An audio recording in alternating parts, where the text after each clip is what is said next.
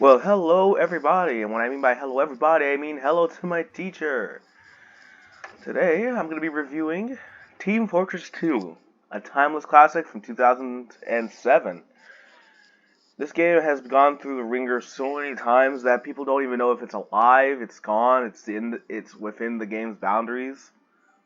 But it still keeps getting updates to this day. There's slow updates, but they keep coming in, showing that the team is still working hard to make this game as popular as it still somehow is.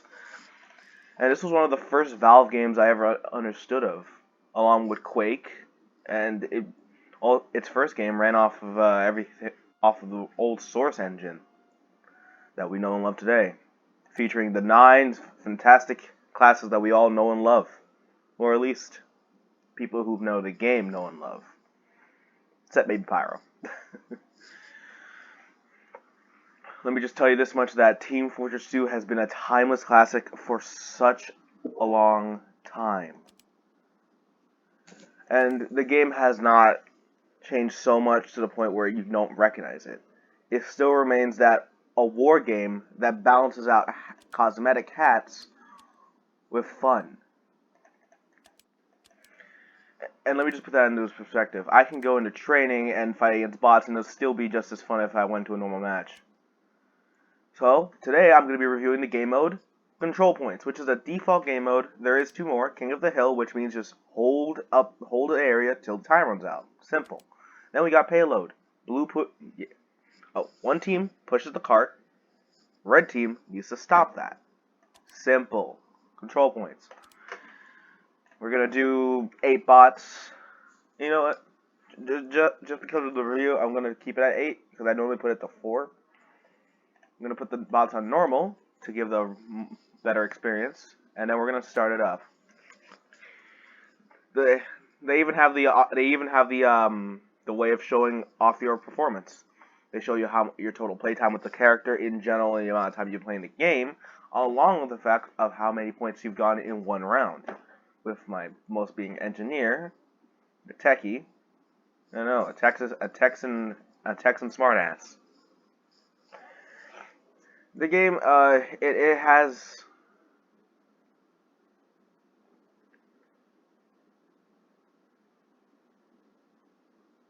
the game has aged sorta well. The game has aged sort of well, but the game still remains amazing. They have your own way of getting everything, really. Mission begins in 60 seconds. So I think we're gonna start off with maybe the rogue himself, the spy, a character that really determines if you're a good player or not. This is because of the fact that he, unlike other characters, only carries around a little knife, which is a butterfly knife, and his own little fashion revolver. Let me switch to another one. Let me switch to my old-fashioned. Mission begins in 30 seconds. Now, each weapon always has their own pair of buffs, except for default. Default weapons will be basically so far what everyone calls the either noob setup, or which means you're very new to the game, or the professional. Because let's be honest, I'm gonna be honest right now. Quite a few of the default weaponry and items in the game actually do provide a very good buff on their own. If I'm talking about like spy, you can disguise as other players. If you press a certain button, you'll get their weapon too. The whole point of the spy, remain undetected. Wait for your right opportunity to strike. Don't be striking out of nowhere. Well, actually, yes, do that, but be careful what you do. Now watch. I'm a spy.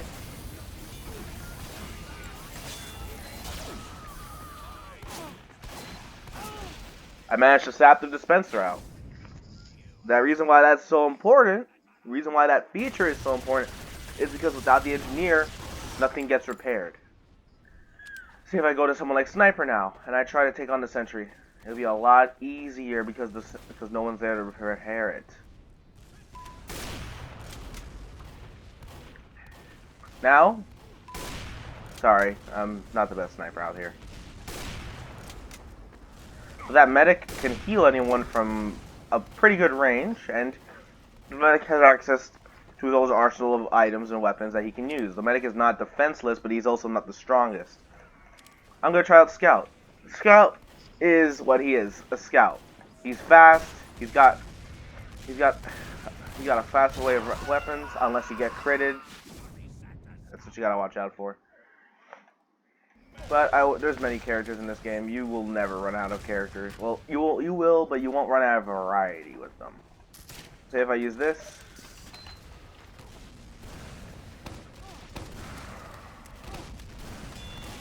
That means you hit someone directly.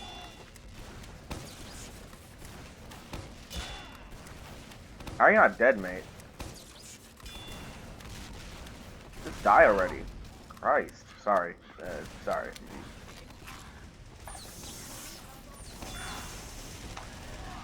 That guy would not go down for the life of him. Then there's the heavy weapon guy. He is big. Think of him, big Russian man, and you got heavy. He has access to a wide variety of arsenal, but his most useful actually being his toolbox or his lunchbox, full of different array of foods. Oh yeah, and he has a minigun. Reason why this is so useful? Nom. You eat to refill like a lot of HP. It definitely does the job.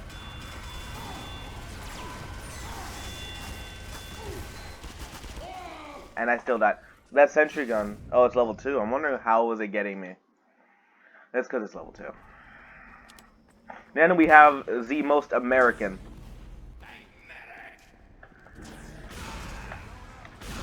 If this doesn't spell America, I don't know what does. The thing is, though, it hurts you, so you gotta watch what you do. For me, I'm literally built to destroy sentries.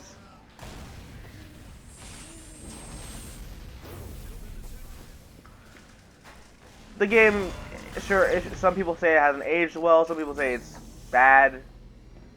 But it's a meh. It's a good game. Not something you'd play like for hours on end, no. Unless you and me. And had literally nothing better to do. But it's a good time waster. Considering you can also do many dances. You don't really have to play this game seriously. This game does not take itself seriously at all. And believe it or not, this game used to once just be just a game without any cosmetics, nothing. It was just a little shooter, and it was just there to be there. It was just there for your time waster. Now it's, who can have the most money in their account? Hat simulator. I say this because this hat I have on my head, this hat that has little flying, like, screws and bolts, cost me $20. Just this hat. It's yes, I know, Spy. It's expensive. There are some hats that go for what they call keys in this game. Keys are basically the currency in this game. Made by might I add that currency was decided by the player base, not by the devs. And a key is worth $2.50 in this game if you buy it. That translates to meaning if I bought a hat worth like 50 keys, do 50, 2.5, and 50 or vice versa.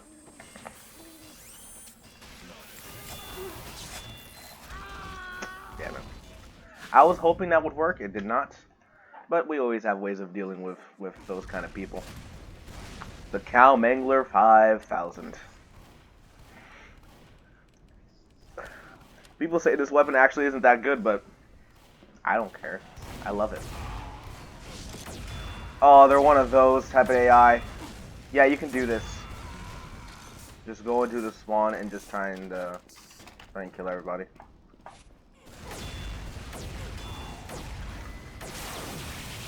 Still got him.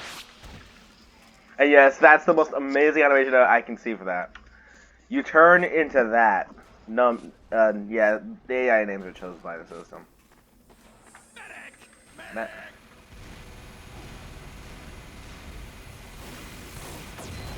That's not surviving.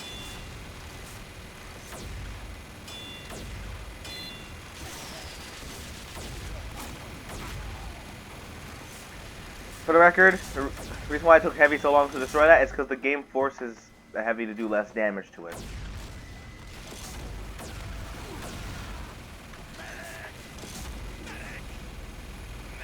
Do that, the game will let you heal. The game is very fun, I'll say that.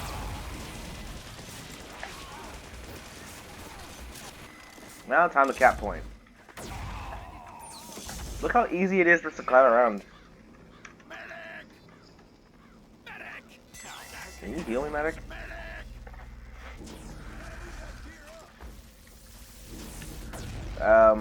Yeah, I misclicked.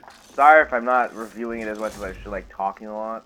It's just that the game kind of, in my opinion, speaks for itself. It's one of those timeless masterpieces that cannot be explained merely by letting the game explain itself.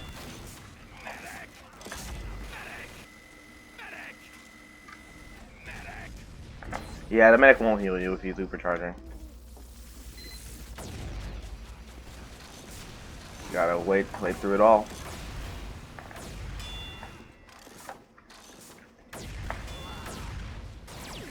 Got medic.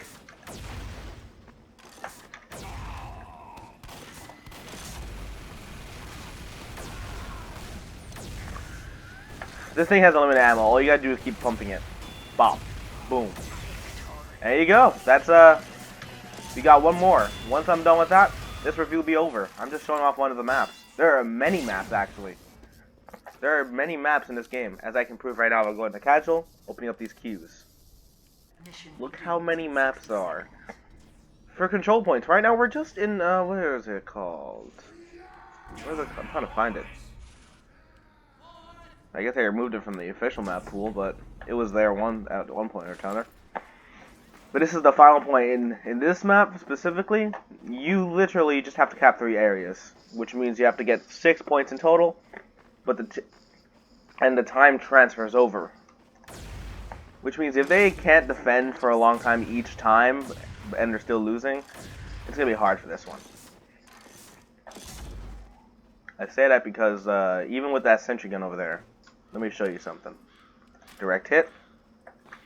If I go back to the locker, or kill myself, either way, it's going to give me it. Ow. Let me just go over here. Direct hit. This time it has ammo, but this one is going to be very much more useful. Because you'll see why.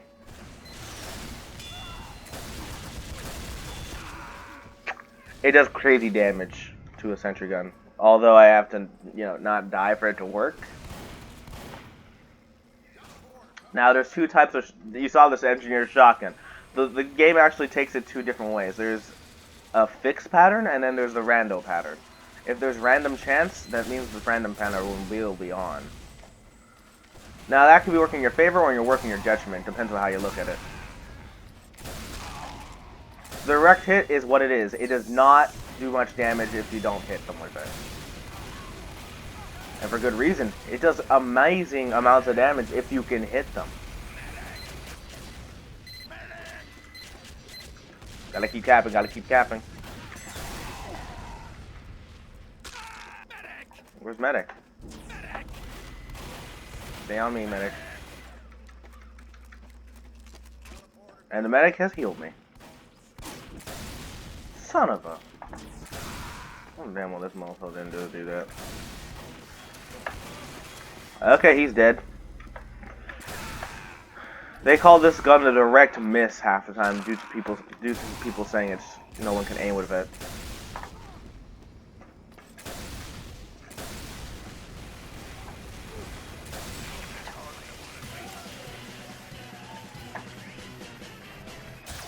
Pop. Yes, you get to kill them and they're disarmed during the whole mode. And that's Team Fortress 2. Timeless classic that so far has never left our minds. It's very old, but it still manages to be pretty fun, actually. Maybe next time I'll, if we do another review, if I have to do another review, I might review a VR game if I can attach the VR to up and record that. It would be very fun. It'd be different. And it would finally give me a reason to start recording.